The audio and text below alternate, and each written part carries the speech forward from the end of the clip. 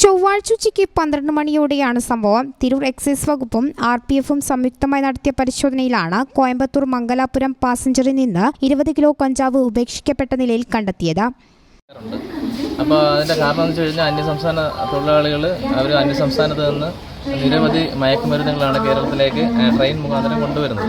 അപ്പോൾ അത്തരത്തിൽ നമ്മൾ വളരെ കാര്യക്ഷമമായ രീതിയിൽ തന്നെയാണ് തിരൂർ റെയിൽവേ സ്റ്റേഷൻ കേന്ദ്രീകരിച്ച് തിരൂർ RPFിൻ്റെ സഹായത്തോടുകൂടി പരിശോധിച്ചും ഇതുപോലുള്ള മയക്കുമരുന്നൊക്കെ കണ്ടുപിടിച്ചൊക്കെ വരുന്നത്.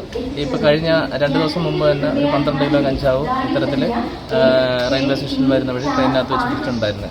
കഴിഞ്ഞ ദിവസം 12 കിലോ കഞ്ചാവ് ഉപേക്ഷിക്കപ്പെട്ട നിലയിൽ കണ്ടെത്തിയിരുന്നു. നിരന്തരമായി അന്യസംസ്ഥാനങ്ങളിൽ നിന്ന് തിരൂരിലേക്ക് കഞ്ചാവ് കടത്തുന്നത് പതിവാകുകയാണ്. അന്യസംസ്ഥാന തൊഴിലാളികളാണ് മിക്ക കേസിലും പ്രതികളായി വരുന്നത്. ഈയിടെയായി മിക്ക കേസിലും പ്രതികളെ പിടികൂടാൻ കഴിഞ്ഞിട്ടില്ല. Tirur RPF SI KM Sunilkumar, Saji Augustine, Sandeep, Sajeevan, Pradeep, excise CI K Ajayan, assistant excise inspector KM Baburaj, Dhanesh, Chandramohan എന്നിവരാണ് അന്വേഷണ സംഘത്തിലുണ്ടായിരുന്നത്.